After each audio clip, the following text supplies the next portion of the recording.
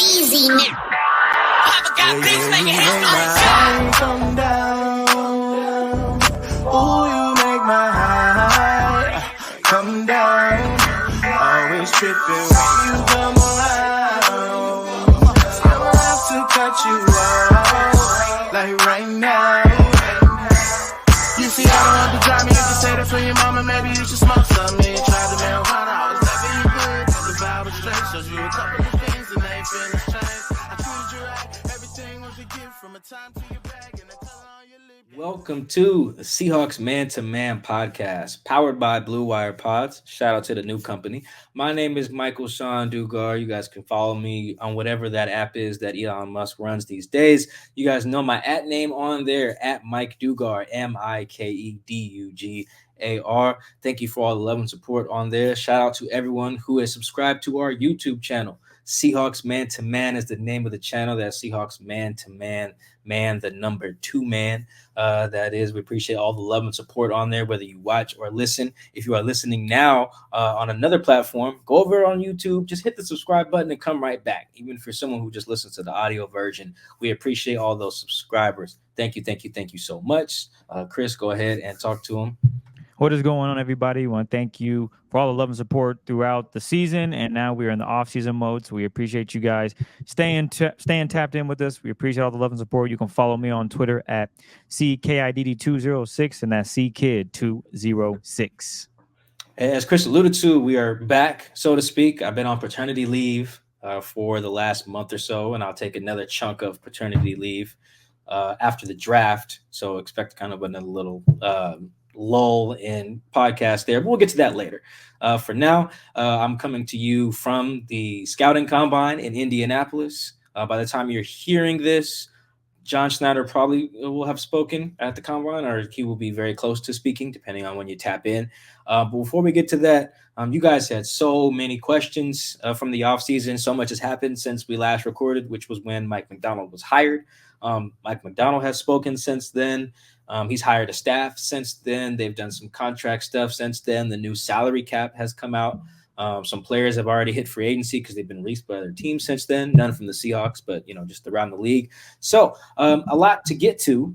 We appreciate all of the questions you guys submitted. As always, we appreciate the love hearing from you guys, love knowing what you guys want to hear about. That is excellent. So we appreciate that. Chris, let's kick it off with the first question that matches the title of the show. That's very, very appropriate. What do we have that was Geno related? Is Geno? Now somebody had a Geno question though on Twitter. I forget what the Geno question was. Something about a trade. But either way, let's just start with Geno. Gotcha. As you guys can see, the title of the show is Geno in the Seahawks' future.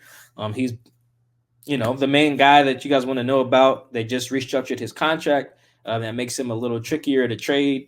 But makes him more expensive on the back end, frees up some cap space now. We can get into that.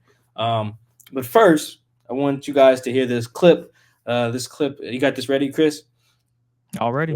Good. All right, cool. We got this. This just dropped, I believe, on Sunday. This is Aaron Levine of Q13. All credit to Q13. This is their video. This is their one-on-one sit-down interview. I believe this aired on Sunday. I just saw it on Monday. I saw Aaron post it, so I was like, let me check it out. And here is Aaron asking Mike Macdonald, the new Seahawks head coach, about the future of the quarterback position, specifically Geno Smith and Drew Lock. Are Geno Smith and Drew Lock both involved in the future of this organization going forward and finding success here? Yeah, that's a tough question, and it's one that I probably can't answer right now. But we're doing a lot of work on those guys, and I've had conversations just to get to know them and just to understand who they are as people and their background and goals and what their family's like and where they're from. I didn't know anything about them, coming into this whole thing. So right now we're in the phase of figuring out who they are, and obviously one or two or both would fit into our plans moving forward. But right now we probably don't have that answer for you. Now, I saw this. This is like before we recorded, just a little behind the scenes. Chris hadn't seen it yet. So I was like, oh, man, let me make sure Chris sees this. This is that, Chris. Because I think that one of the questions we got was, with the Seahawks, could they trade Geno still? We'll start with Geno here. Man, I thought it was very fascinating that that the coach would not answer in the affirmative with a question like that, particularly as it becomes to Geno or pertains to Geno. Because with Drew Lock, he's a free agent. You don't really have to answer if someone who's about to be a free agent is in the future, is in your organization's future. You know, you're not the Mike Macdonald is not in charge of personnel in that way. He's partnered with the guy who is, but it's not totally his job. So he's like, yeah, John handles that. Can't speak to that. But he can be like, yeah, Geno's under contract. We'll see what the future holds. But, like we have him for the next couple of years. We're really excited about the stuff he's done. He just played in the Pro Bowl. You know what I'm saying, Chris? Coach, speak it up. Instead, he was like, shoot, I don't know. Which is in the context of having a guy under contract and just restructuring his contract. That's pretty, I don't want to call it crazy, or I don't want to use a different adjective. I just found that very fascinating, I guess is the word I would use there, just because he is under contract, and him being under contract gives you such a natural scapegoat, or not scapegoat, but an escape route, I guess, to answer that question. You could easily, like I said, be like, hey, Geno's under contract with us for the next couple seasons. He did some good stuff last year. We're gonna try to, I'm gonna let John handle, being involved in all the conversations, as it pertains to free agency in the draft. But, for now, Geno's our guy. Even if he just says for now, Geno's our guy, which still has a qualifier attached to it. You kind of hear that a lot of times too. It's like, yeah, right now he's our guy. None of that. We're just like, shoot, man. Could be, could not be. I got to find out where he's from and about his family. All things are pretty Googleable, by the way. But, if he wants to hear him from Geno, where he's from and all that, that's fine. You can watch his pivot interview from last year with Ryan Clark and figure out all those answers. But whatever. He wants to talk to him. But, yeah, Chris, that was before that clip. I don't want to read too much into it. But before that clip, when we got the question in about, hey, well, is Geno going to be the guy still even after the restructure? I'd have been like, yeah, of course. What the hell? Now I'm like, if the coach doesn't know, how can we possibly know, No, it's production, behind the scenes production between Mike and I. I rapped with him before we hopped on, obviously, and on the drive back to the crib, Mike was like, did you see the interview with Aaron Levine and Coach Mike Macdonald? I was like, no, I haven't seen it yet. And when Mike said what he just explained to you guys, my immediate response was, that is wild. Because it's not as if I just, in my head, it just started trade scenarios. Mm-hmm. It's clearly it's clear Mike Macdonald is not sold on him. Because if he was, he would have said, as Mike alluded to, yeah, that's our guy for the next 2 seasons, as he's under contract for the head or at coach. least the next one season, You're right. The next one season at minimum. He didn't say any of that, and he could have. Mm-hmm. I don't care if you never talked to him. You watch the guy on film. You see what you like, you don't like. If he's your guy, you go with it. I used the over-exaggeration to a point, and Mike was able to bring it down to a similar point that made more sense. And it's the same discussion with if the Green Bay's head coach Matt LaFleur was asked the same question, how do you think he would answer that, ladies and gentlemen? If Matt LaFleur was asked the same question, hey, future thoughts on Aaron Love and him being your quarterback, Jordan Love, or Jordan Love, you think he would say, yeah, I'm not sure right now at this moment? What? No, obviously Jordan had a good postseason. Geno didn't make the postseason, but Geno Smith is good. He's not a bad quarterback. And for your head coach, the new head coach, to come in and kind of not allude to him being on the roster for one season is kind of head scratching. It makes you wonder, is Geno still, could he potentially be traded? And the answer is yes. Based on that answer, what I just saw with Mike Macdonald, there's not one part of me that thinks, oh yeah, he'll be on the roster 100% for sure. There's 50-50 now. I was more bullish, 75%, once we saw that restructure and everything that was reported last week. But now this news makes me think, oh, they are really considering moving on, whether they can draft a guy or if they can find a valuable trade asset, find a deal with another team. I'm not sure how many suitors are out there for Geno Smith right now. I think his spot with Seattle is really gold right now. We know, fans know what to expect from him. The team knows what they can get from him. We know what Geno is capable of. I don't know if the market out there would say, yeah, well, I mean, what is Geno worth in a trade? What would you put him at? 4th round, 5th round pick? Me? No, hell no. Before we get to that, I do want to talk about that. I want to just specify some of the restructure stuff, We haven't talked about it on this show yet. And also before I get to that as well, so two things. Someone on Twitter, this is important. They asked Aaron Levine when that interview was it before or after the restructure. He said it was about 2 hours before the restructure was reported, which I guess is pretty notable in terms of the timing, because I think the restructure was reported on the 22nd or something like that. Yeah, Thursday. It was reported Thursday by, I think, Field Yates or something like that. So what they did is they took his roster bonus, which was $9.6 million, and they just divided that in half. And added that. They turned that into a signing bonus and then spread that over the remainder of his deal, which is 2 years. So you basically tack on 4.8 of that to his salary this year, and then you tack on another like 4.8 next year, and that's how you get like his new numbers, and that's why his cap hit for this year drops down by 4.8 because that's how I don't want to go over all the math, but basically it becomes a little bit cheap. Money he was already going to get this year just got a little bit of it got pushed into next year. Let's go with that. Ignore those numbers for a second. Half of what he was owed this year is just getting thrown into next year. That's the simplest form of it. He becomes a little bit more expensive next year. So I think his cap number next year, this is according to Over the Cap, now it's at $38.5 million. And if he's cut next year, his dead money, which is what you still have to pay, basically, or that you've already paid him that, you don't get savings from, that number is 13.5. So not bad. That's not a bad number. And that would save, I forget what the cap savings on that is, but I think it's like somewhere like 12.7 million. So they did that. That was the timing of the interview, which is notable. That's the math that they did. And to get to the trade part of it, because of how cheap Geno is, for the team acquiring him, you're paying him, I think, like 12.9 million, maybe. I think you're paying him the 12.7, and his base salary is 12.7 million, plus like his little workout bonus. I won't call it a little workout bonus because it's $200,000. But in the context of the NFL, $200,000 is a little bit of money. So you guys get what I'm saying. So you're getting Geno Smith for like 13 mil. If you're the acquiring team getting a quarterback of that caliber, whether you think Geno's the man or not, you can probably agree that under today's quarterback landscape, he's worth more than $13 million. Like, come on. For perspective, the franchise tag for running backs, I think, is about $12.9 million. So basically, you'd be getting Geno Smith for the same number you could get by franchise tagging Tony Pollard. Yes, that is a steal. I don't care how good you think Geno is. That's a freaking steal.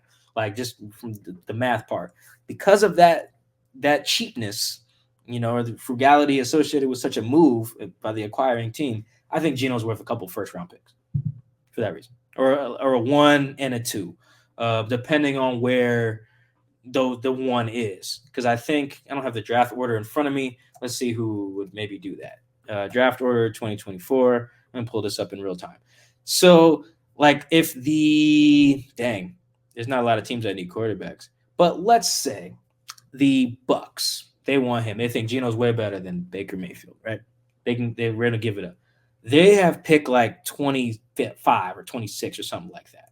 That pick is not worth a ton. So I would need another pick on top of that. Like, yeah, give me your pick next year or something like that to your first, because you're already giving me a pick in the back of the round. That's not that valuable, right? So, but whereas a case where I would take a 1 and a 2 is if we pick a team in the top 10. Let me pick the Titans. They wouldn't do this, but let's say the Titans are like, hey, we'll take Geno. We want a veteran guy.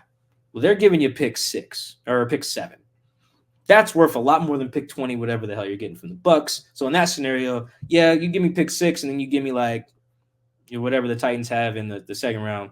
Now we're talking, which is I still think that's dumb on the Seahawks' part, but what that does is it gives you a direct path to a new guy because you're getting a top 10 pick. In this case, you're getting like a top, 6 or 7? Yeah, top 7 pick or something like that, which then you have some ammo to maybe move up or whatever. Like, then you can do that. But if you're just like, all right, now I have pick 16, I have pick 26, I didn't save any cap space by trading Geno, which they wouldn't. So I have no cap savings other than really no cap savings. I have picked, like in that Buck scenario, I have no cap savings. I have pick 16, I have pick 26, I have no quarterback. That's about, like, that's not great. Whereas if like, all right, I have pick 7 or whatever, and no cap savings, then and I have 2 first-round picks. Now I have pick 7 and pick 16, and I got no cap savings, but I don't have a quarterback, but I have 2 top 16 picks. Then perhaps I'm in the spot. You know what I'm saying? So I think there's a difference in who would be offering what, but I do think it has to start with a 1 and more because of that cheapness. Like, imagine that. Like, I'm getting Geno for the same price I can get Tony Pollard on the tag. Now, I don't think Tony's getting tagged, but you got to get the point. Like, the price of a franchise running back is what you were getting Geno at. That's pretty nuts. So I think he's worth a ton to the acquiring team in that regard because of how low cost that is. Like, so I think that's why Geno was so valuable in 2022 because he was making, was it $3.5 million or something like that? That got to $7 million with incentives. And those incentives meant like he made the Pro Bowl and stuff. You got Pro Bowl caliber play for like $7 million, whatever it was in 2022. So yeah, I think he's worth a ton. Like if someone calls, like if the Titans call, or who else in the top 10? The Giants wouldn't call, but I guess they could. Or the Falcons. The Falcons have pick 8. Like if they call, like, yeah, man, I'm gonna need pick 8 and then some to do that. Now they're gonna hang up, but that's what you have to, that's what you have to do. But on the flip side, if Vegas calls with pick 13 or something like that, like I guess, but you're gonna have to give me your 1 next year as well. Otherwise, I'd rather just keep Geno because pick 13 and pick 16 they give me ammunition to move up, but man, then I'm forfeiting a lot here. At that point, you probably got to move up to number 1, or number 2 or something like that with the Bears, who are probably going to take Caleb. But either way, to answer the trade part, I think he's immensely valuable. I thought it was very interesting that Mike Macdonald did not answer in the affirmative, which he had an easy out to do so with a guy under contract for multiple years. It'll be very interesting on Tuesday. I think it's Tuesday morning, your guys' time, where John Schneider, because I'm going to ask about that now. Either I am or somebody else is. Like, yo, John, your coach said he don't know if y'all going to have Geno. You just restructured his contract, which makes him harder to get rid of. What's up? Talk to us, John. I don't know what John's going to say. I don't want to guess. But now it puts him in a situation where if he doesn't answer in the affirmative as well, that'll be the 2 most important people in the organization not answering in the affirmative on this quarterback, which then now let the trade speculation roll, right? They're just fueling the machine, the content machine for the next however long to the draft or free agency or whatever. So thank you, John, or thank you, Mike Macdonald, for giving us something to open the show with. We got plenty of other great questions as well. But yeah, Chris, I can't imagine sitting there as Geno's agent or Geno or even some of the guys, on the offense being like, what you mean you're not sure, coach? We like Geno. He's our guy. Like, he can throw. He's a good leader, He ain't old. I mean, he's about to be 34, I think, in November or whatever. Forget when his birthday is, but like, he ain't got wear and tear on his body like a normal 34-year-old quarterback. So it's like, yeah, man. Very interesting stuff from the coach there, Chris. He kicked off Combine week with a bang, so to speak. 1,000%. So that's what was spinning in my mind. It was, wow, that's wild. Your head coach doesn't know. Okay, that's neither here nor there. He doesn't know. As Mike mentioned just now, trade speculation will continue, especially if GM John Schneider comes up there and was like, yeah, we're not sure, but we'll have that discussion. Okay, it sounds like you guys are waiting for the right deal, and you're trading him, and you're going to draft the quarterback later. Got it. All right. Yeah, so that's actually, before you get to the next question, Chris, that was my thought as well as to a reason why Mike Macdonald wouldn't be like, yeah, he's our guy. Is because the GM has maybe not directly said how you should answer that question going forward, but he's done something in the past or alluded to, or there's something from their conversations has led him not to answer in the affirmative. Because like you said, in Green Bay, the conversations Matt LaFleur has with I think their GM's like Brian whatever, Gooden something, like their conversations would lead them for Matt LaFleur when he's at the combine. If someone was to ask him that, to answer much differently. Same thing with like I'm trying to think who else is like in that same. Let's see if we can find a quarterback that didn't make the playoffs but is good. I feel like that would be easier because everyone that we've named. Kyler Murray. If you ask Jonathan Gannon, his based on his conversation with whoever the new GM is, can't remember the name, they would probably be like, yeah, Kyler's our guy. I don't know if he would say that, but I would guess so based on what Kyler has put on the field. So Jalen Hurts. Yep, the Eagles, the Browns. You asked the GM of the Browns, like, is Deshaun Watson your guy? Yes, he's our guy. These are all guys who, I think Jalen also played well and made the Pro Bowl, but either way, it fits the example. So yeah, interesting stuff. Thank you, Mike Macdonald. Shout out to you, brother. Getting the content machine going early. First day back on the job. Thank you.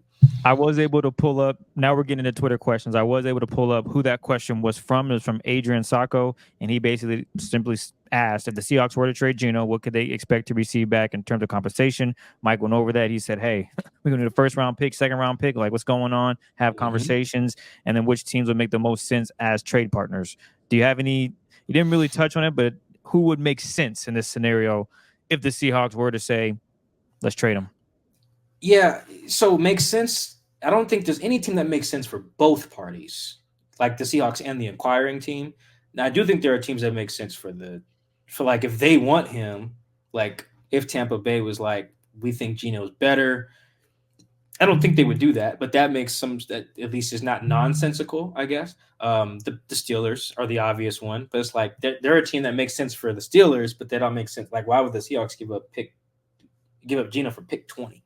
You know, assuming you're getting the first, like what's pick 20 going to do?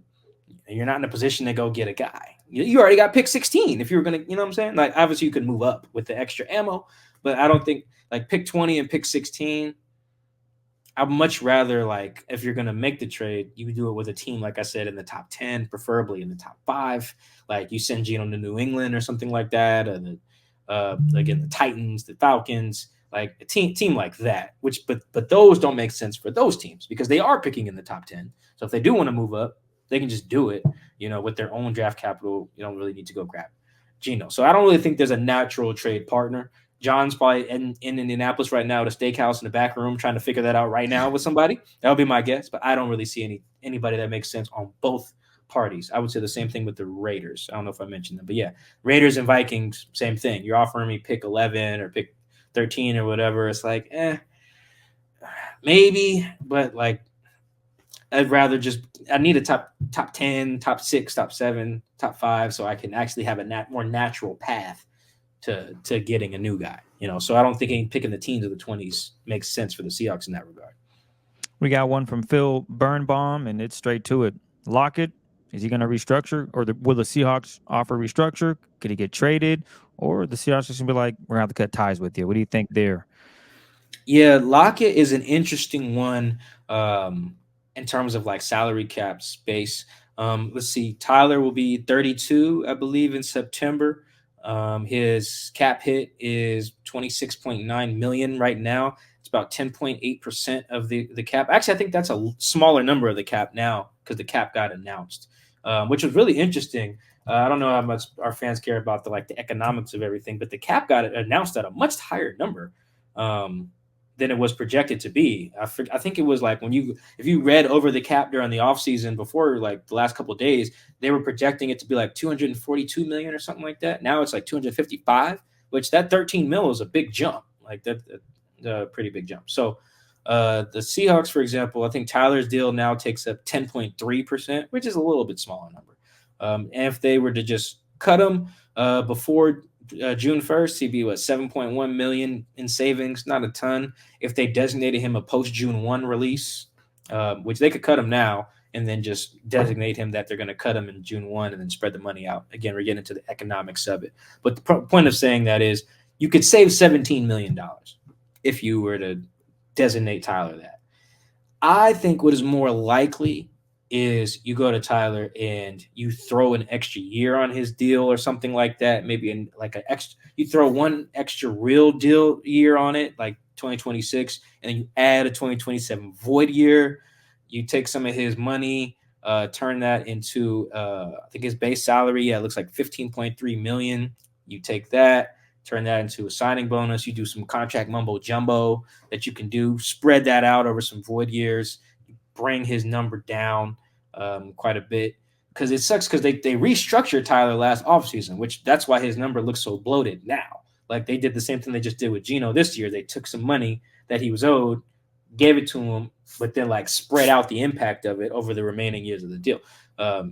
So I think they can do something like that again. But I think what's more likely is that like you add years to his deal. And it would be kind of funny money years. It wouldn't be real years. I think you add one real year, maybe one funny money year, like a dead year. The only way to do that though you need Jody Allen sign off on that. Some owners are different about void years because a void year basically is like we're okay with paying this guy at some point when he's no longer on our team anymore. And that's millions and millions of dollars that the organization is shelling out on a guy who was either on another team or is in Cabo or whatever, right? So some owners have different cash flows, right? Like some owners got the cash, like the Saints are like, we'll just do it every year. And you look at the Raiders, they're just like, Mark Davis is just standing there with the bunny ears, empty pockets. Some teams have different cash flows and go about things differently. But I think that scenario is more likely because there's this reason. Chris, I feel like everyone has their opinions on what the Seahawks should do in the offseason, and they're not saying what their expectations for the Seahawks are because that's how you have to frame it. If you're okay with a rebuild, then yeah, you can just get rid of someone like Tyler because you have to acknowledge that you're probably going to get worse offensively by doing that.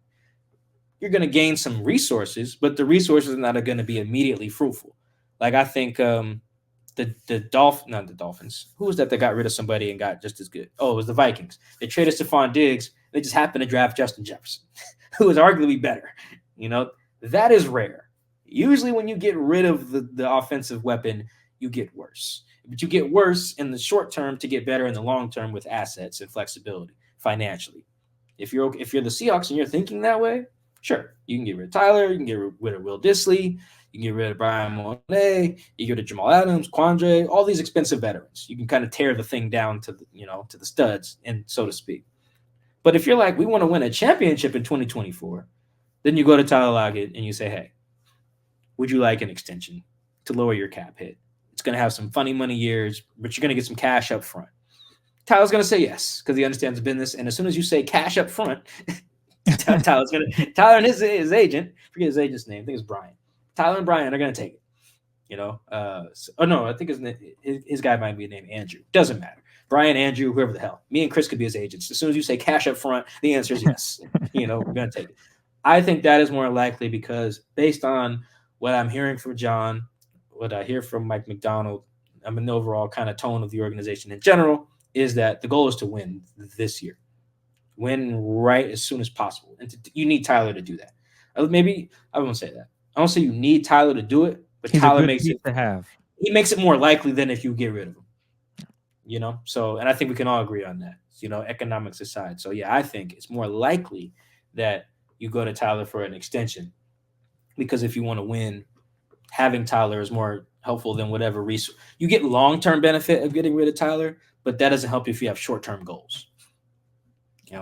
I should have led with that. That's my bad. That was a much more succinct way of answering that. We got Bam Season in the building. He wants you to put on the GM beanie, cap, whatever it is you got. I don't have a hat near me in my hotel room, but okay. You're the GM, Mike. A team tries to trade the 18th pick, first round, and 101st pick for DK Metcalf. In or out? I like this. I actually thought about this last night when I saw this question. Probably not is the answer because first off, you have to start with who has the 18th pick. I know Bam's just kind of throwing out a number, but like you actually have to physically look at it. I think Cincinnati has the 18th pick right now, so they're just not going to do that, right? Like they're franchising T. Higgins, they have Tyler Boyd, they have Jamar Chase, they got to pay they got other receiver things to do than take on to give up a first round pick for DK. But I actually view DK very similarly, which is why I like this question because it gives us a good window into this discussion.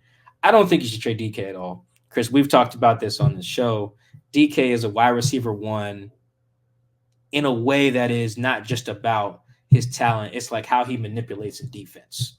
Like we watch the film, we watch the games in real time. The resources that teams allocate to stop him, personnel-wise and schematically, I guess those go one and the same. Personnel and schematically to stop DK Metcalf from breaking the game open, that is worth a lot. It is because everyone does not do that. They just don't. Like some guys warrant that. Some teams are just like we can put our best guy on whoever your best receiver is, and we'll be fine. Some teams feel comfortable doing that. Very few teams feel comfortable doing that with DK.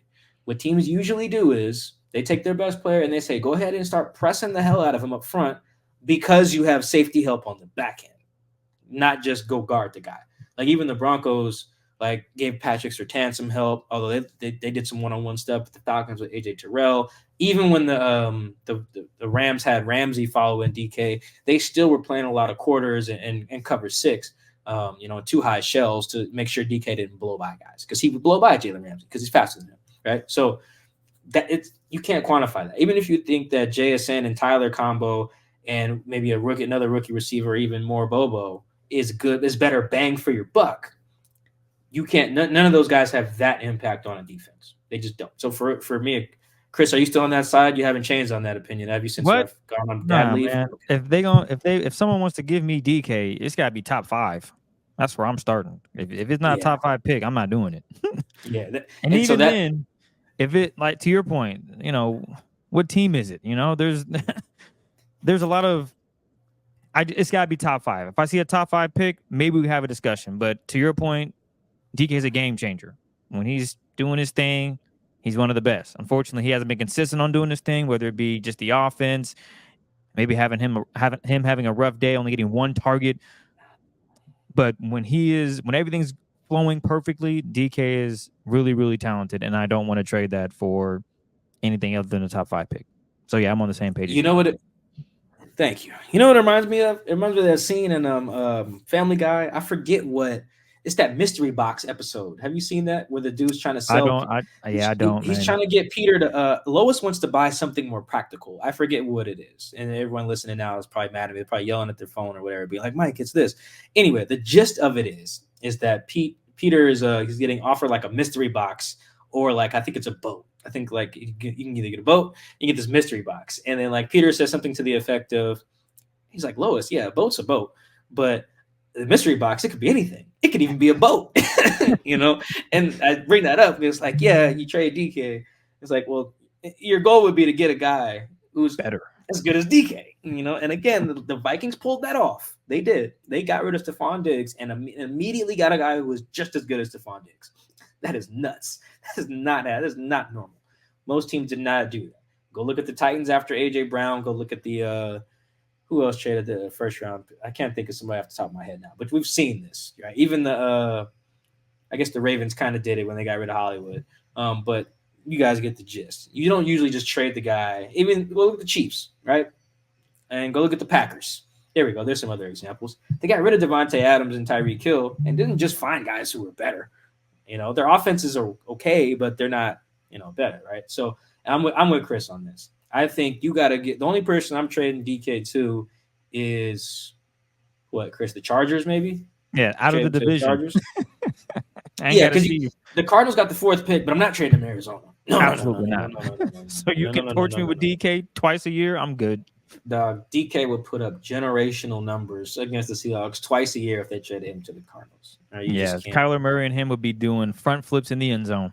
Dog, it would be disgusting. Yeah, so I think the Chargers is probably where I stopped at. Maybe the Titans or something like that because they have pick 7. But yeah, that's a maybe. I need premium first pick, so not just pick 18 or something in the teens or something of that. I think that's really, really important, and where I think like a team like the Titans erred. Like trading AJ Brown wasn't the worst thing. Like if you didn't want to pay him, that's fine. You should trade him before paying him.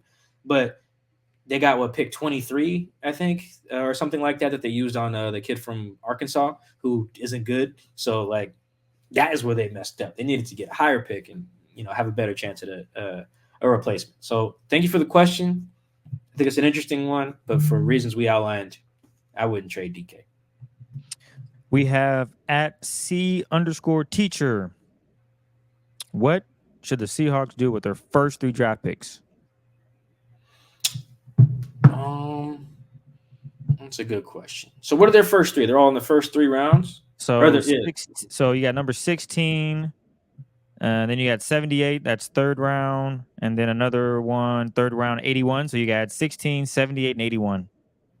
Man, that's a good question. So I got still got the GM hat on, right? That's my version of putting the crown on for people who's on YouTube watching. I would say, man, so much. This is a big variable that I think is getting talked about. I don't know. I haven't been kind of tapped in for the last month, so I don't really know what everyone's arguing about on like social media or what they're talking about on the radio or podcasts or whatever. But like Abe Lucas' situation is really huge to me. Like when you just have like recurring knee issues, it's pretty bad bad. sign. You know, like I need definitive answers on that. Like they could be fine. Like for example, I think this time last year we didn't know what was going on with Will Dissly's knee. I think because he got hurt against the Chiefs and was kind of like we don't know what's going on in the offseason. Pete was like we don't know if he'll need surgery. He might not. And then Will ended up being fine. So Abe could be fine. We just don't know. And I need a definitive answer on that. Like needing a tackle is pretty important, you know. So even if it's just the right tackle, you need two good ones in this league to to survive, to have a good offense. So it really depends. You got to start there. If the answer on Abe's knee is like, okay, Mike, he'll be fine, proceed as if we have two starting tackles. Great. That answers a lot. And that's the case, then I'm flipping to the other side of the ball. Give me the best edge rusher you possibly can. That's where I'll probably start. You know, I know they've been mocked a lot to like take D linemen or like interior guys, kid from Texas, kid from Illinois who had just changed his name. I think he just changed it from something that had an apostrophe in it to Johnny. Last name is Newton. But so like I get those. I'm not mad at those either. But for me, I just want guys who are just going to make life hard on the quarterback, man. I think that's where you got to go with that first one. If there's somebody there, I don't think you should reach for it. Like I think they reached Chris in 2019 when they took LJ. That felt like a panic pick. That felt like, damn, we just traded Frank Clark. We ain't got no edge rushers. Let's take one. Even though we don't have him that high on our board, let's just take one because he's the highest one we do have on our board at a position that we feel like we need. Don't do that. Take the best guy. If it's not an edge rusher, it is what it is at pick 16. But that's where my brain would go as the GM. And if you go there with let's say you go there with your first pick, it doesn't really care who you take. Let's say you take like the kid from Florida State. Let's say you take him 16. I think your next two picks should be in the trenches. I think I'm really big on up front now. All this ball I've been watching like the last couple of years, it all really comes back to trenches. Trenches. That's where I would go. Doesn't really matter at that point if you're going guard. You want to grab a center to complete with Olu. You want to go with a nose tackle, a more of a 3 technique. You want to take another edge rusher. Don't really care. You want to take a tackle just in case his knee is like a little funky. I'm cool with all that. I'm cool with trenches. If they were to go other spots, I'd be cool with that. But like if you're asking me, Mike's the GM. Put this GM hat back on. Mike's the GM. We're going to try to build trenches as best we can. So we go out there and that make sure every week we're not losing up front. Yeah, some days your quarterback might not have it. Maybe your receivers ain't, they're not there having the advantage this given Sunday, your tight ends, whatever. Maybe your DBs aren't having the advantage that day, your secondary, whatever. I'm going to make sure 17 games we are winning up front. I would approach free agency like that too. That would be my thing if I was GM. Man, I'd be getting a good pay raise too if I was GM. Let's see, that'd be great. I'm not hurting for cash or anything, but man, I've seen John Schneider leave the building in his car, so I know what he's driving. I need to be driving that. I ain't driving that. So yeah, John, come on, call me. I would say trenches for sure. I would go D-line specifically, offensive line, just because Uchenna Nwosu's coming back, and I think there's a lot of talent that is still on the roster. They just got to play. Guys got injured. Some rookies got injured. Morris, he wasn't really valuable last season. So hopefully this year he can be that valuable asset that they thought he would be. And then again, as I mentioned, Nwosu's going to return. They have some talent, but I want that offensive line hit first, so I would take that with their first pick. And then probably in the third round, I would look at linebacker and D-line, depending on what the future is for Bobby Wagner. We'll probably know more about that probably before June 1st, in my opinion. What do you think about that, Mike? We'll know pretty soon. I'd imagine so. Yeah, I think John's going to make it pretty clear how he feels about Bobby when he speaks on Tuesday. I mean, he kind of has in the past, Oh yeah, you've talked about it. Yeah, and it's not even like a big secret. Like if you just only go off of what John has said on the record, like Pete basically when they cut Bobby the first time was like, yeah, I tried to keep Bobby, but John didn't want to. That's basically what he said, sitting next to John, right? And John had no objection to Pete's description of the events, right? And never objected ever after that. And then now Pete's gone, so you can only imagine, fill in the blank. So we'll see. That doesn't guarantee it, but like just reading the tea leaves, I would think that he ain't coming back if John has something to do about it, unless Mike Macdonald gets in there and pleads for him like Pete had to. So we'll see. But yeah, I'm with you on that. If you were my assistant GM or I was your assistant GM to you being the GM, I'd be fine with that either way. But I don't think I think if you bolster your front seven, that too. Like linebacker, you throw linebackers in there as well. I think we're both just in agreement. Like at DB, receiver, and quarterback, the Seahawks are in a good spot. And those are some really good positions to be in a good spot at, because everyone can't say that. Connor Hedges, chances the Seahawks, John Schneider that is, moves down in the draft, 2025th range, to try to get a second-round pick. Is that a possibility? Yeah, I'm glad. Tell me the name of the person who asked this again. Connor Hedges. What's up, Connor? This is a good question. I'm sure everyone's wondering this. So I was looking at some. This was before I went on paternity leave. I was looking at draft compensation. And if you guys notice, when one of my stories that ran when I was gone, it was like, what can the Seahawks do with the 16th pick? And I had some trade options in there briefly, but I didn't put all my research in there. But basically, what I found was it's going to be very hard to move back and get a second round pick.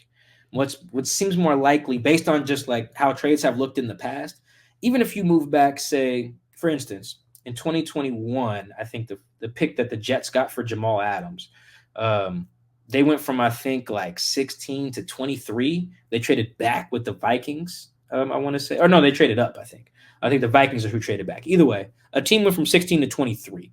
I think I actually have it here. But yeah, a team went from 16 to 23. Yeah, the Jets gave up 23, 66, and 86 to the Vikings. Oh, it was pick 14. So that's a 9-pick slot. So, and that was only netting them, I think, an early pick in the third and then a late pick in the third. So you can do it. Like, I'm not really mad at a team if they're like, all right, cool, the Seahawks have pick 16. Let's move back to pick 23 or pick 25. But I just think based on some other draft trades that I've seen in the past, kind of using those as the precedent, kind of going through the little trade value chart thing, that the Seahawks aren't going to be able to get a second round pick, at least not like a decent one.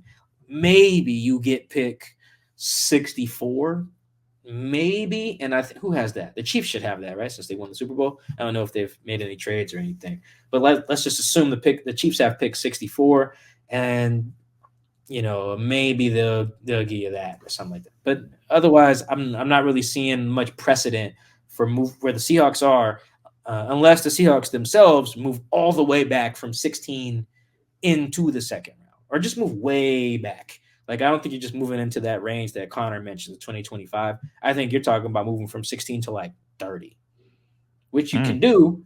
It's fine.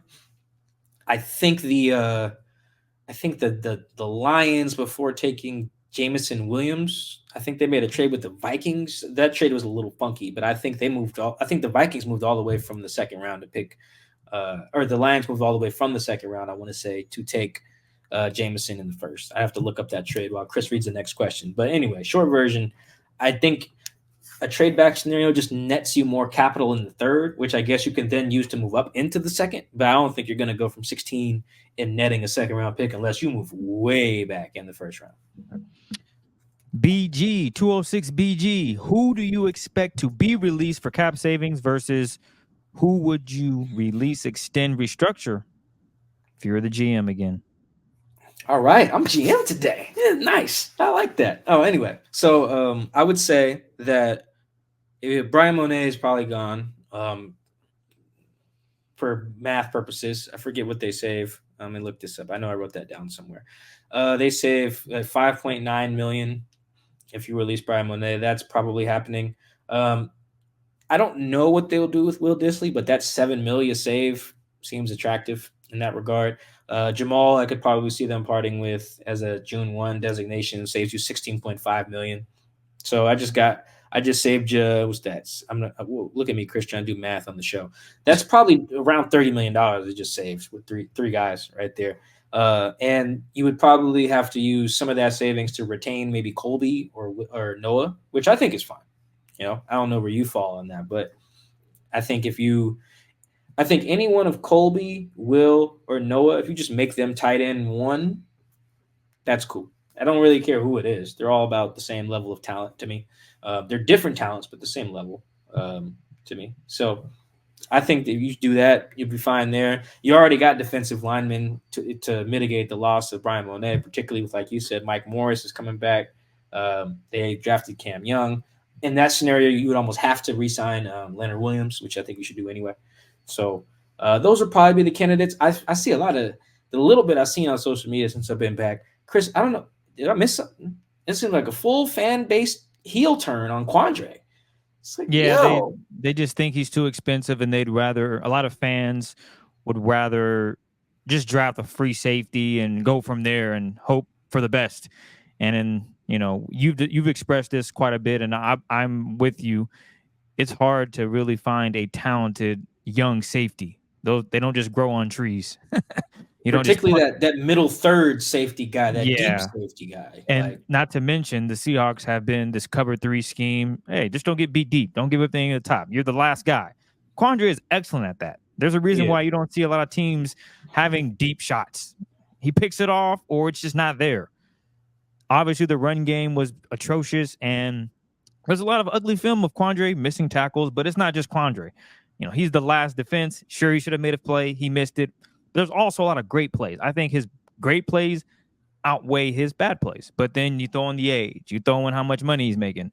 The fans are over it. So that's why when you logged on Twitter and Quandre Diggs' name popped up, everyone was saying, get rid of him. Draft the young guy.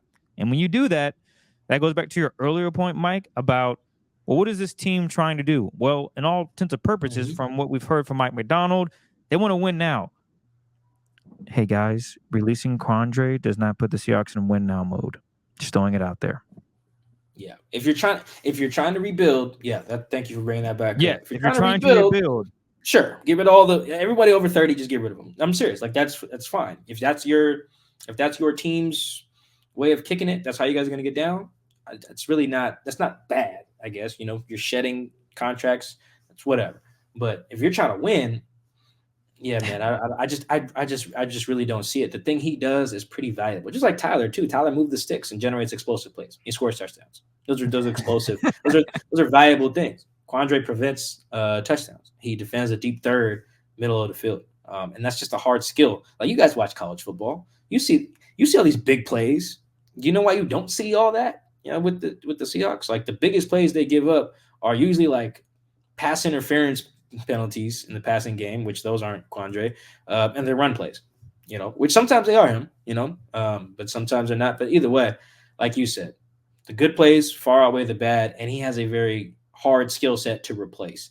And it's so fascinating that the Seahawks fan base is not more like in tune with that part, the replaceability of his skill set.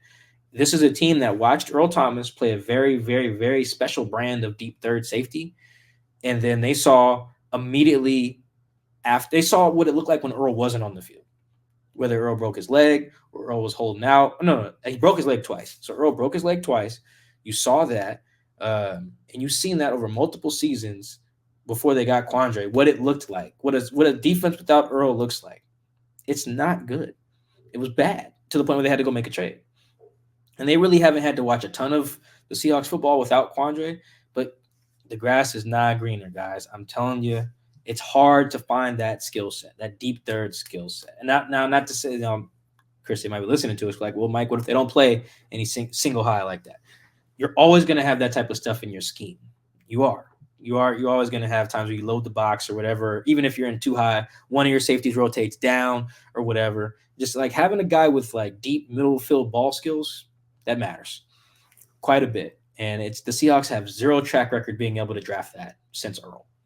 Zero. They've tried 0. And that was in 2010 they got that right. Haven't got it right since. So, yeah, Chris, that was something I logged on and was like, yo, Whoa, what are we doing? Did I miss something? Did Quandre piss somebody off in Seahawks land? I don't know.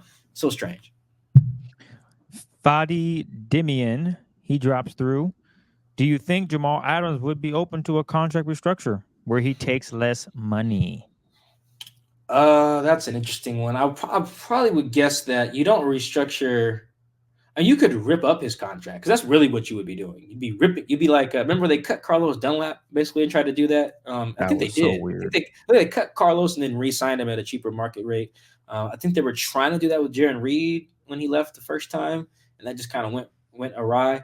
So every guy is different. I don't know Jamal well enough to know that, but really, it was not even like you'd be adding on like what I mentioned with Tyler. You like add years because he gets cash up front. What you guys are asking for Jamal's case is basically like, hey, we're gonna take your deal and go. Shh. That's me ripping the page. Shh. You rip that joint up, and then give him a whole new deal. In that scenario, you'd probably get told to screw off, be my guess. And in that case, Jamal will probably then go test the market. That'll be my guess. Because the thing with players is they just want to feel wanted.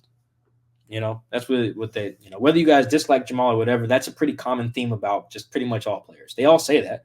They go where they want it. Shoot, Rush just gave an interview where he said it too. He's like, I want to be in Denver, but I also want them to want me back. And in that case, when teams do go to guys and ask them to like, hey, we're going to rip up your deal and we're going to give you a new one that's cheaper, what a lot of times they hear is, oh, this team doesn't want me anymore. Let me go find a team that does. Sometimes they come back, like Carlos did. Sometimes they don't.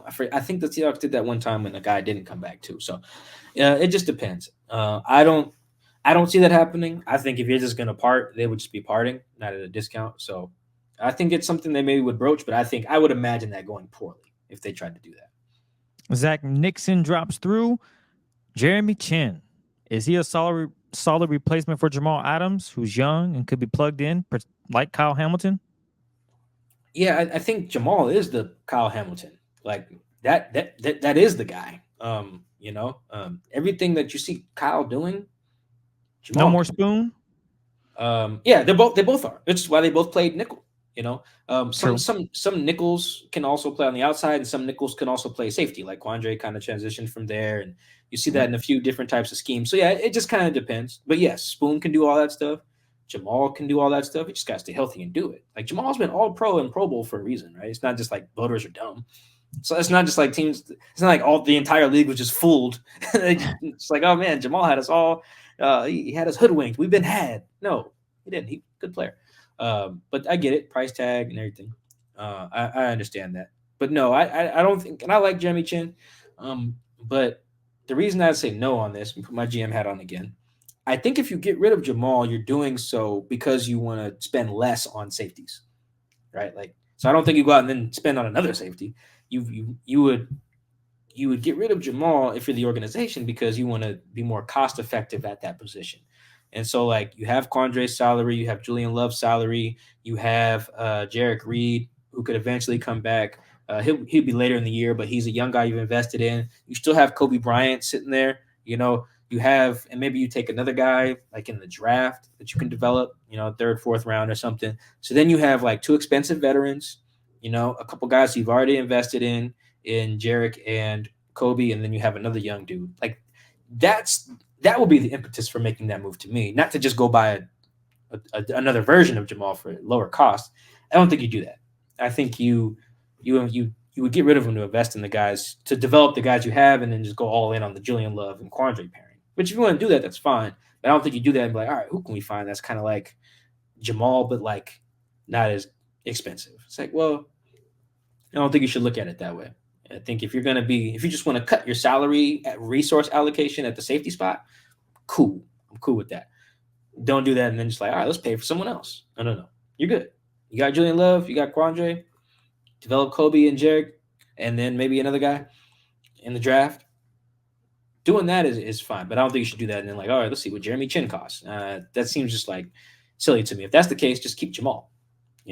Keep Jamal, get rid of some other guys, extend some other guys, and then try to run it back with a really good player when healthy.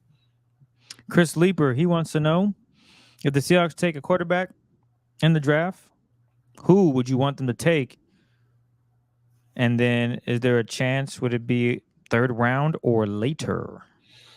Yeah, for me, I just don't see the value in taking a guy in the first round while you have Geno. If you at that point in the draft, if you still have Geno, so this could change if they get rid of Geno. But if they still have Geno on April, whatever the heck the draft starts, I just really don't see the value in taking a first round guy. I just don't. I know people throw the Mahomes example out there that they traded up for him when they already had Alex Smith. Like for me, the reason that one doesn't really fit, obviously that's a one off anyway. But even if we go with that as like the recipe, I just really feel like it was clear at the time that Alex Smith like had a ceiling. Like it was very clear. Like didn't he go, Chris, like a whole year without throwing a touchdown to a receiver? Like it was just nuts. Like Wow. you don't remember that? I do not. Yeah, see if you can look that. Just type that in while I'm talking. Alex Smith entire season without throwing a touchdown pass to a receiver or something like that. I'm pretty sure it was like 2015 or something like that. 2014, 2016 maybe. But it was just nuts. Like that type of guy, it was very clear had a ceiling as your franchise quarterback. Like we had already seen him in San Francisco. We saw him in Kansas City for a little bit. You could see why I was like, we're not even going to. We're putting the infrastructure around this guy in multiple organizations, and the ceiling's not high enough. 2014. 2014, you did that, right? Yeah, like Yeah. that's nuts. That is insane. Like to go that long without throwing a touchdown pass to a receiver. That also probably speaks to the quality of receivers that they had. But either way, not one. Wow. Yeah. Jamal Charles had 5. Travis Kelce had 5. Tight end, the backup had 4. And then running backs and a fullback had 4 touchdowns together. So that's insane. That's nasty. Yeah, like so the ceiling, and that was with Andy Reid, I think, right? I think he was the coach of the Chiefs by then. So either way, we've seen multiple. Alex had a ceiling, right? And I think Geno's is a little higher because he's a better passer, and so and he can move a little bit too. So yeah, I just don't think that works. Now you're talking third round, like one of my homies asked me in a group chat like a week or two ago. It was like the Seahawks should take Penix. I was like, sure, just not with your first pick. Take Penix in the third. And believe it or not, there are people who have Penix with third round grades. I know we're in like UW Husky country with where we do our podcast at. Sorry, you guys. It's the matter. That's the truth. Some people do. Some people have him first round. Some people have him second. Some people have him third. He could be available then. It wouldn't be the first time a really good college quarterback was drafted in the third round. It's okay. It's not an affront to Michael Penix's character. It's okay. So yeah, I think I would like Penix in that range. You can take Bo Nix in that range. You could take the kid from Tulane in that range. I think named Michael Pratt, I think is his name. Take him in that range. Third round is where I'm like, okay, you could take a guy to learn behind Geno, just like Russ. I think this is very similar to the 2012 situation where it's like, yes, you invested in Matt Flynn, but you were like, hey, it's the third round. Screw it. Let's take a guy. He's young. He could be his backup. Who knows? He could take the job. I'm cool with doing that in the third round. What was Russ? Pick 75, I think. Cool. Before that, you bugging. So, yeah, I'm cool with the quarterback, pretty much any of those guys I named, or any quarterback in the draft for the most part, once you get into round 3. Anything before that, I think if you still have Geno on the roster under that contract, you're not building the right way. This question is from Pouring Rain 206. Can you see the Hawks drafting Michael Penix? Yeah, I could actually. I just don't think it'd be in the first round. I mean, I know I sound like I'm a Coug, big Coug. Chris is a Coug as well. So I don't want us to come off as haters when we say that. At least I say. I don't know where Chris is on this. I just don't see a first round guy with Penix. I just don't. I don't think the accuracy is consistent enough. I don't think the mobility is there, nor do I think it'll sustain because of the injury history. Like he's going to have to be a pocket guy for sure. And I need the accuracy of the pocket presence and the movement to be more consistent at all 3 levels. But anyway, and again, I'm not the only person who thinks that. Find plenty of people who know even more about football than me who see the same thing. But I also think this about Penix, and I've said this elsewhere. He very much seems like, at least if you're going to play him early, he is like guy who needs the things around him to be really good. Like we've seen with like the Jared Goff teams that have been successful in the NFL. I think Penix could be better than Goff because his arm is stronger. But like you see the 2018 Goff, 2023 Goff, he had great O-lines, fantastic running game that you had to account for, really dynamic pass catchers at multiple spots, really good tackles, so his pass protection was nails. And then he looked great, carving folks up until the Super Bowl, of course. Same thing with Penix. Penix's team was loaded. at very important spots. He was tearing folks up until he got to the last game of the year, played a real defense, and then he looked mortal, right? So I think that if you're an NFL team, you don't drop Penix onto like the Commanders. He's going to fail. You need to drop him on a team where the infrastructure is already there. And for the Seahawks, I think they have too many holes to fill. But I think like Penix would be great on a team like Detroit. If the Lions want to take Penix and they say, hey, we're not about to pay Jared Goff $60 million, we'd rather just pay Penix in 2025, roll with him. We got the O-line, we got the receivers, we got the tight ends, we got the run game, we got the coach. Let's roll with that. I think that makes more sense because they have the infrastructure. A team like Green Bay would be the same too, but they already have Jordan Love, who I'm sure they're going to have to pay $50 million to. But the Dolphins are like, we'll just rather have cheaper Penix than cash out $55 million for Tua next year. I could see that too, but I don't think the Seahawks are in those boats. I don't think they have the infrastructure like some of those teams have for their quarterback to succeed right away. Chris Lee, he asked, would you draft Bowers at tight end if he's there at 16? Yeah, Chris, you're going to have to help me out here. When did this pop up as a thing? Like in the Seahawks land? You know, they're talking about the Georgia guy, right? I know who they're talking about, but that's not that for me. I don't look at it and say, oh, yeah, the Seahawks can definitely get a new tight end. They're missing O-line, D-line. I just fascinating question. Maybe this dude is a really great run blocker, and if he comes to Seattle, the run game is immensely better because he is able to run block, he's able to pass block, and he can catch footballs. I don't see that, so I don't. The Seahawks should not take him at 16 if you're asking me. But Mike, the floor is yours. Yeah, no, I'm with you, man. I don't even know how this came up as a thing. Man, I feel like that's a luxury pick on a team that can't afford that right now. You just explained it. All those answers that Mike literally gave you about 2.5 minutes ago, apply that now. Well, and yes, that, and additionally, I think that this front office has proven the ability to find capable tight ends later in the draft. You know, like Nick Vannett was fine on a rookie deal. Will Dissly, fine on a rookie deal. Colby Parkinson, fine on a rookie deal. They've had some. Luke Wilson. Didn't he get hurt though his rookie year? Who? Kobe? Yeah, he broke his foot. That's what it was. Yeah, but just like I'm saying on the rookie deal in totality, not maybe the overall year. The 4 years that they were cheap. Yeah, Will Dissly, great on the rookie deal. Colby, perfectly fine on his rookie deal. Luke Wilson, Nick Vannett. I think that's all at the top of my head. But like they can find that, and I think the highest pick out of all those guys might have been Vannett at pick 94. So they've proven that. Whereas like safety, like I said, they haven't. So like when they want to pick a safety high, I can kind of understand because it's like clearly bargain shopping doesn't work for us at that position. You know, it just hasn't. That's why the Ken Walker and Zach Charbonnet picks for me were kind of funky because it was like we've seen you get guys later. Why do you need to use pick 40 on that?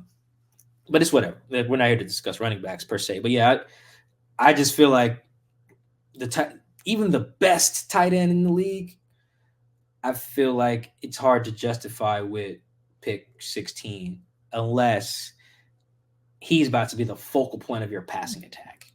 And even then, we've seen the limitations of that. Like, look how bad people talked about the Chiefs' offense this year because it wasn't good with a tight end as, the focal point of their passing game. That's just tough, So, yeah, this guy would be like the tight end they drafted, Brock Bowers, if they drafted him. Let's say they keep DK and everybody. He'd be like the fourth option. Your 16th pick should never be your fourth option if he's a pass catcher. No way on God's green earth. I don't even think he should be the third option. Like that high, he needs to be number 1 or 2. And if you are building your offense around that, I think you're going to hit a little bit of a ceiling there. So even like I think Detroit is honestly a good example in that regard too, with Laporta being like their number 2. That does come with a little bit of a ceiling. Not to say you can't succeed with that. Lions offense is great, but you get deeper into the playoffs and stuff, like you're going to want a second guy as a receiver, I think. Axel MTG. Speaking of tight ends, could Bobo move to tight end if he put on some mass?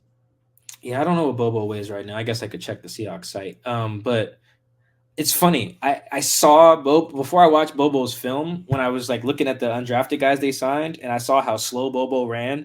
I was like, yeah, you guys could probably find it. I think I wrote this. Like, he should probably think about switching to tight end. I'm pretty sure I wrote that about Bobo. Like, without ever really watching him, just kind of looking at statistically, he's listed 207 on the site. I don't think you can put on what he needs to put on to play tight end. Probably have to add about 30 pounds. That's tough. And then he'd have to learn how to carry that weight and still be able to move and stuff like that. So, no, I don't think so. I really think, like, I'm serious about this. Like, you just pick. I don't care if you do 3-card Monty, or you know how, Chris, you go to a Mariner game and they do the little speedboat races and they got the three, the green, yellow, and the red. I think if you can, the Seahawks go to a Mariner game, say the red hydro is Noah Fant, the yellow hydro is Colby, and the green hydro is Will Dissly. Whichever hydro wins on this day is the tight end we are going to make tight end one. Let the other two go. I'm saying you could do that, and you keep Tyler Mabry as the backup, and then you draft another guy late in this draft, and you go with whoever, either Noah, Colby, or Will is tight end 1, Tyler Mabry tight end 2, and then the rookie tight end 3. And then you keep the Brady Russell dude you picked up from the Eagles. I think that's perfectly fine for your tight end room. I really is. Colby, Noah, and Will Dissly, I think, can all be number 1 tight ends in a good offense. They had all 3 of them. Their offense wasn't good enough. But you just pick one of them and invest in him. Like, yes, I still think Will Dissly can be that too. Like, Will Dissly, Chris, you know what his best game this year was? It was that final game. Arizona. You know what happened in that final game? Will Dissly Dissly scored a touchdown. but Noah Fant got hurt in that game, and he didn't play, basically. And then look, Will has his bet. Like, Will can still be that guy. He just can't be it while the other dudes are, so on the team taking up all their snaps. So yeah, I don't think you gotta move Bobo or draft Brock Bowers. I think you got the guys. You just gotta pick a guy. I think they tried to have, too many cooks in the kitchen. Just pick one dude. Matty F. Brown. That name sounds familiar, huh, Mike? What up, Matty? He just makes it really simple. What should Seattle do at inside linebacker? I think this is very. Can I combine a question? Can you find me who asked the question while I'm answering this? Can you find me who asked what should we expect from the defense from a scheme standpoint? Yes, because I want to shout them out for that question and combine this answer. That is from Matthew Munt.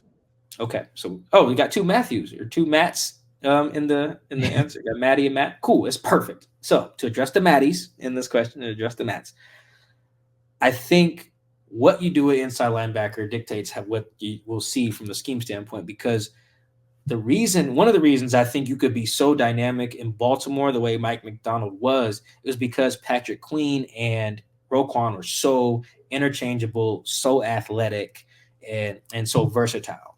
And I think that you can bring back Jordan and Bobby if you want to, but I feel like you're not getting the same like scheme flexibility. Like for this project I'm working on currently, I've had to go back and watch some old Legion of Boom stuff, and just seeing the way KJ and Bobby were able to move, even Malcolm Smith, honestly, in like those early years, particularly the Super Bowl years, you could just do anything you wanted because KJ could turn and run with anybody. Bobby could turn and run with anybody. Like it looked very much like what we're seeing from Roquan and Patrick right now. It looked a little similar to what we're seeing from Dre Greenlaw and Fred Warner. They can turn and run with whoever, and they can blitz, and they can get to the sidelines. They can cover the flats, they can cover the hooks, they can turn and run with over routes. They could both do it, and it gave them flexibility. If you want that flexibility, I think you have to go Jordan and then someone else with that similar like athletic profile. Like you go get someone like I think all of the Chiefs linebackers are free agents. It feels like Bolton, Gay, Tranquil. I think at least 2 of those 3 I just named are free agents. You go get like Jordan and Drew Tranquil. You go get like him or something like that. And I think this is what they were thinking when they invested it, or they're like, hey, we don't need Bobby. We can go with Cody and Jordan, because Cody and Jordan are that in theory, like from an athletic standpoint. Cody can turn and run with the best of them. Cody's fine. I know they don't really like him out there in DC, but like he can do that athletically. Jordan clearly has it athletically, and it in theory should have given them some versatility. It just didn't.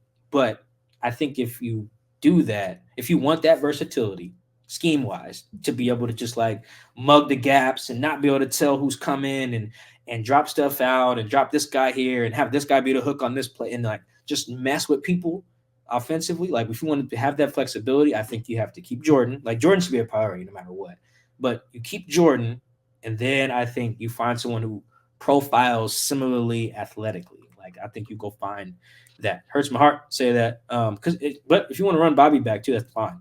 I just think that you have to take your scheme has to look a little different there, which I think is fine too, because Bobby's still a good player, still a good leader, still has the best brain I've seen in football, probably his and KJ's. So like that's fine too. But I think if you try to mimic Baltimore, you go a different direction. If you want to try to build maybe on what Seattle already had, then you run back Jordan and Bobby. Both of those are fine, but I think people probably want to see more of the Baltimore look. There we go. This next one is from Tanner Cockerill. Who, in your opinion, has been the best or most exciting coach hire? And do you have one, Chris? I have one. I'm gonna see if you have one too. I do. I'm gonna go with Ryan Grubb, and the reason I'm Cool. gonna go with Ryan Grubb is because this offense, it needs something. It needs a spark. And watching what he did at Washington was incredible. Now, granted, it's college football, so I'm not saying it's easier per se, but what they were doing, I don't know if it'll translate right away to the NFL. He's gonna have to do certain things differently, obviously. And I just want to see what this offense is gonna look like under Ryan Grubb and having Geno Smith and having DK Metcalf and JSN, two talented wide receivers. This is gonna be something fun. This is exciting. He's coming from an offense at UW where they just threw that thing all over the field. Michael Penix dropped back and was launching the football. His receivers are making play after play after play. So that's who I'm excited. I'm not saying he's the best coach hire, but that in that scenario / best, most exciting, I'm rolling with Ryan Grubb as the most exciting. I'm glad you picked that. We didn't talk about this beforehand, so you could have stolen mine. Mine actually is Leslie Frazier, because I think experience is important here, because you're trying to make a deep playoff run, and that's going to involve you doing a lot. You're going to have to manage personalities. You're going to have to manage like the media. You're going to have to manage social media amongst your players. You're going to have to manage guys having expectations for themselves based on how much money they're making, based on their draft slot, based on just all these other things about their egos and everything. You're gonna have to coach your coaches. You're gonna have to just like out coach the other team on a weekly basis. And you can do all that stuff. It's just harder. The degree of difficulty is higher when you're all in these new spots. I don't think their special teams coordinator has done this at the NFL level. Grubb hasn't done this at the NFL level. Mike Macdonald's never been a head coach. The DC they grabbed, the guy who was the D-line coach in Dallas, he hasn't done this before. So there's all this newness. And I like the idea of having some experience in the building. Because if you want to make a deep run, you need the experience. If you're just trying to, like, the Patriots seem like they're like rebuilding, so it may not matter that Mayo is not like super experienced or whatever. And I don't know if his staff is experienced, but you guys get the gist. So that's the one I'm like, okay, cool. I'm glad he's on staff, because maybe he can be a guiding light, because there's going to be so much stuff that this staff just comes across that's new.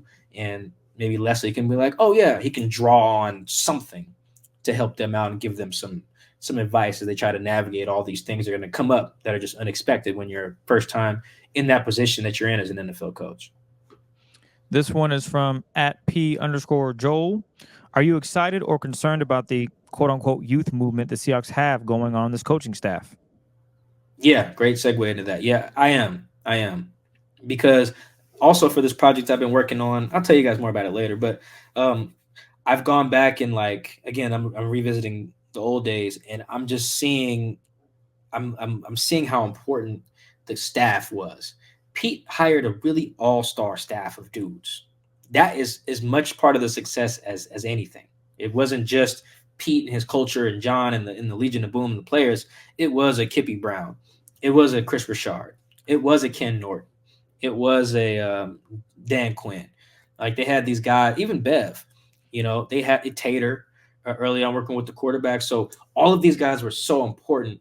And a lot of these guys who are in these spots, I don't think Mike Macdonald's entire staff is new, but like the premise of the question suggests, which is accurate, it's a lot of youth. It's a lot of newness. Not to say that can't work, but that is like, it does give me a little bit of pause for a team that's trying to go far right away. So like I said, I'm really glad that they hired Leslie. There's some other guys who have been around too that are on the staff, but I'm really mixing in some experience matters. It's the same thing with building a roster, right? You just can't have a bunch of young dudes. You need some vets. You need some vets. You need some dudes who've been around the block, who've been to the playoffs, who've been on bad teams, so they can appreciate where they're at now, who've been on good teams, so they can show guys how to be successful, right? Who have gotten paid already, who know how to handle having money and expectations, who have been early draft picks, so they know how to handle those expectations in the media and social media and everything. You can't just have a team full of young pups. You get smoked. You need some vets too, and your coaching staff has to be constructed the same way. So I do have some concerns about that, but that's where I think having a few vets, including a guy like Leslie, is pretty important. Mark Petrie, he asked, do you see any interesting narratives within the coaching staff departures and retentions? Not really. I don't. I wasn't really surprised. I know some people were to see that not many people were retained. That didn't surprise me at all. That is the thing I was most sure about when they fired Pete. I was like, his staff is gone. Because if the staff was doing its job to a level that was sufficient for Jody Allen and even John Snyder, Pete wouldn't have got fired. I think quietly, this is just me speculating, but I think that part of why Pete was let go, because it was like, dude, you need to get these staff hires right. You probably need to fire so-and-so and so-and-so, and Pete was probably not willing to do that.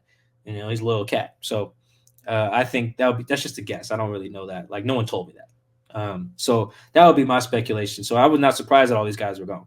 Who all got kept? Just Carl Scott, right? I think. Well, this next question is right here for you, Mike. Sugar Shane, is Mo Kelly staying around or is he gone? Yeah, see, Mo Kelly's still around. I think he was actually on my flight to Indy. Mo Kelly's different, though. He's I forget his official title, something like VP of Player Affairs. Mo is basically his office is the safe space. If you're not getting targets, if you're not playing the position you like, if you're mad at Pete, you mad at his position coach, you mad at one of your teammates, even if it's not football, if you don't got arrested or something like that, or if you cheat on your wife and she throwing stuff at you, she done throw you out the house, your kids are, back talking you don't know how to handle it. You've had a death in your family. You can just go in Mo's office and get it off. No judgment, no nothing. You can just let it fly. He's like free therapy. I guess it's not free because they're paying him, but you know what I mean? That's Mo in the building, and he is an invaluable resource to the players. So I'm sure Mike Macdonald was made aware that Mo's staying around. So that would, I think that matters. But the terms of the guys coaching ball, I think Nico Thorpe's still around, and I know Carl Scott is still staying, and I think that's it. I'm not surprised that Clint, who else left? Shed left, go to Miami. They lost the entire offensive staff. Again, not a surprise. Not a surprise for me. I think that if you were going to cleaning house with Pete meant getting rid of his staff too.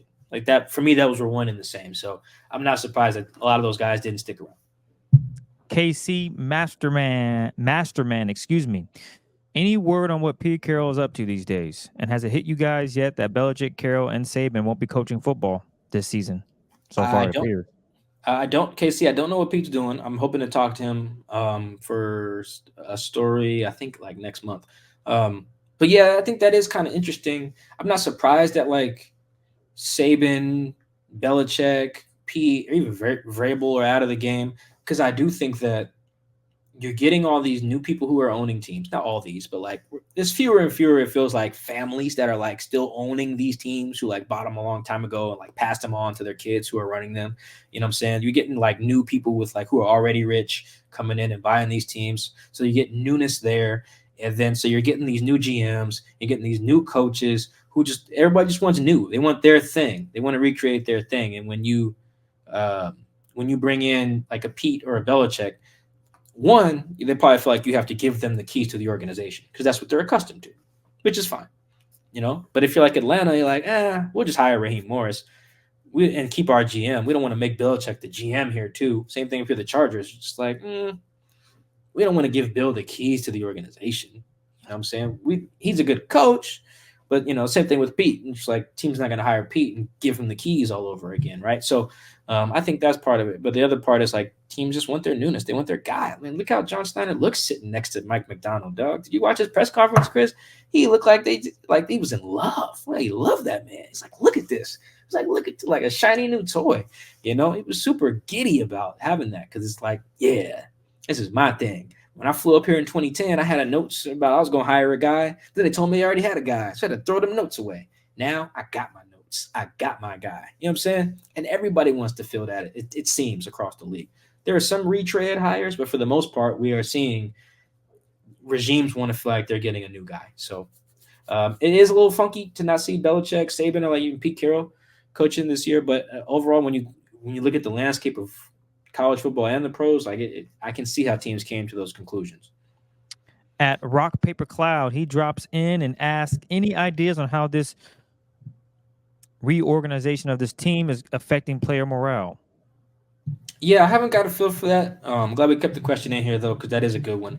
I'm trying to get a feel for that, but again, I've been on dad duty for the past month or so haven't got to tap in yet. It sounds like though the players haven't been like talking to the staff all that much. Probably like some stuff here and there, but not really a total sit down. Like they know their coaches, they know what scheme they're going to run. They probably got a feel, but it sounds like they're being kept somewhat in the dark because who knows how long they're going to be here, right? Like, shoot, you don't know if Geno and Drew were part of the plans, right? So, no, I don't think you got much of a feel. I know the players I talked to in the aftermath of firing Pete were just like, hey, yeah, I can see why it happened. It was probably time for a change, yada, yada, yada. But I haven't necessarily tapped in with anyone since Mike Macdonald's got hired. So the little bit I've done with some former players has been positive, but I think we won't really get a good feel of how the players are reacting until like OTAs start. At Kana Pratik, he asked, what big picture changes do you expect on O and defense this year? Whew, this is a good one. On O, I would hope that the run game is much better. That's the thing. I think they need more of a commitment to a physical style, like the Rams this past year. You know, the Rams used to be a get to the perimeter team. Instead, they were like, know what? We're gonna run it right up the middle at you guys. That's gonna be our identity. We're gonna be more smash mouth than we were in the past, and they did a good job with that. They kind of changed their identity in that regard. And then on defense, I think you're probably going to see a more aggressive team, which is, again, why I think you're probably going to see them pivot to Jordan and someone who profiles differently athletically than Bobby, just because it gives you more room to be aggressive, because you're going to want to be able to like, all right, we're giving you guys this look, but it's really this. All right, guys, bail out. Or now we're in this man look. Or now we're feigning a blitz, but we need you guys to bail and turn and run. Like, I feel like you're going to see more aggression in that way, like we saw in Baltimore. It won't be exactly the same, but some of the pieces are very similar in Seattle to what Mike had in Baltimore. So I feel like you are going to see more just aggressive, more trying to dictate what the offense is doing, more than just being like, oh, the offense is in this, so we're going to counter with that. I feel like an attempt will be made to bring the fight to the offense. It'll be subtle stuff that we probably won't get a good feel for until like the first couple of games, but that would be my guess. With like having never spoken to Mike Macdonald, that's like my guess of what he'll do. Michael Miles Jr., that is, excuse me. Do y'all see the team having immediate success with the new regime? Ooh, I would say, I don't know. What do you? I don't know, Chris. That was tough. I thought about this. Yeah, that was very tough. I would say, it's easy to say no, right? Because everything is new, so that would be the easy cop-out answer. But okay, so we have to define success to make the answer easier. So let's go. I'll oppose checkpoints to see if you agree that they can hit these in year one. So Let's go. Win the division. No. Finish second in the division. That's feasible, yes. Win 11 games. No. Win a playoff game. No. So that would be in that scenario, that's like 10-7, get They're bounced back in the wild card round. Yeah, that's what I envision. And is that a successful season? In my eyes, you got a new head coach. Yes. With everything that they have done, they didn't bring back Pete Carroll. To get back to that point with a new coach, a new leader, in my eyes, that's moving up. That's positive. That's a good sign. That's good. I think I agree with the answers to all the questions that I asked you. I agree with all of your answers. I just have a different conclusion. I would not deem that a success. Because I think you could do that with Pete. I do. I think you can win. You can go 10-7 with Pete. You know, yeah, Jason Myers field goal away from doing that last year. So yeah, I think you could do that with him. So no, I agree that is probably at least right now what it looks like the roster could be capable of, but I just don't deem that as success. I feel like if you're gonna, that's the thing about firing Pete. You fire Pete not because the floor. You fire Pete because you think the ceiling can get higher. Yeah, 10 games, and Pete could do that. He can get 10 games in his sleep. So. Or he can get you right around that range. Pete can get you bounced in the first round. You know what I'm saying? So no, but I agree that is where that's what it looks like it could be heading. But yeah, I just don't. I think that's like if that's what happens, I'd be writing that's a major failure at the end of the season. I'd be like, you guys are like y'all fired. My lead would probably be like y'all fired Pete for this. That'd probably be my first sentence. And well, it'll be justified too. I'm gonna stand on it, even though you butchered me, but it's okay. No, that's cool. We're not supposed to always agree. That's good. I'm glad. No, I hear you, but all your points make a lot of sense, and I'm like, on hindsight, there maybe I should say that's a failure. But in fairness, for a new coach to come in, and the biggest thing is this is me assuming no Bobby, this is me assuming no Jamal. There's a lot of intangibles in there that I didn't get into, but that's what I would envision. And maybe that doesn't change your opinion at all. Well, Chris, Pete Carroll can probably still do the same thing. I get a point there. So moving on, this is from Michael McNewhouse. What are you most excited about heading into 2024 with the Seahawks? That's a good question. Also, in this project, I keep referencing it, not giving you guys anything. I'm sorry. But on this thing that I'm working on, looking back, it's so important what the Seattle culture was in the years with Pete. Like, it was so strong. And like one of the focuses of what I'm working on is Marshawn Lynch. And like, it was so impressive. Like, it was so important that guys were willing to strain, give everything they had to make sure they made their blocks for Marshawn. Obviously because their job was to make the block, but also because they loved Marshawn Lynch. So they were like, I'm going to block for Marshawn because I love this guy. I love what he stands for, and I love how he runs, and I love what he means to this team. So I'm going to go reach this 3 technique. I'm going to go reach this linebacker. I'm going to go crack the safety because that's what 24 – if 24 was in my position, he would do that for me. There was so much like love your brother energy there. And not to say that the teams after that didn't have that, but it wasn't as noticeable, I think. Like, I think guys loved each other to that extent in some of these other iterations of the team from like 2017 to 2023, but it didn't have the same intensity, I don't think. I think they were trying to chase the ghosts of that intensity and couldn't, you know what I'm saying? Because when they initially got here, those guys didn't have anything to chase in 2011, 2010, 2012. They were just being themselves and being what they knew, which is like they didn't have an example to follow. Whereas the teams that came later were like, oh, here's all these examples of how things were, and this is what the standard is. And I think they just weren't able to meet it. So I'm interested to see how Mike creates a new culture. Pete's thing was always competing. It was like Pete was kind of the flavor of the month for a little bit, like he was the basketball hoop, the ping pong tables, the music at practice, the celebrities and Will Ferrell's and stuff, and Snoop Dogg pulling up. Like, that wasn't. He brought all that from USC. You know what I'm saying? He had the sauce. And then you see now everybody got basketball hoop in their thing. Everybody having celebrities pull up. You know what I'm saying? Like, every coach is like, not every coach cracking jokes, but you get the point. Like, Pete was unique. He was one of one in a way that people then tried to copy. And now some of the stuff that he does is the standard, so I want to see Mike Macdonald, what sauce he's going to put on this thing. Because that's important. They had some sauce back in the day. They had some aura to them, some juice. So I want to see how Mike puts his spin on that. And I want him to do it completely different than Pete, but I just want him to do it in a way that's authentic. So whatever that is. So I'm very curious to see how that looks. And last but not least, from Brendo Pretendo, how's baby Destin? Oh, we should have led the show with that. Thank you, Brendan, for asking that. She's good. She's 7 months. She's crawling now. She just started crawling last week, so we had to go get the baby gate. Yeah, man, crawling, as all the parents listening know, crawling is a game changer, dog. When the babies get to moving for real, oh my God, you can't even turn your head for a second, and they out the crib, they out the little play area, they tugging on stuff.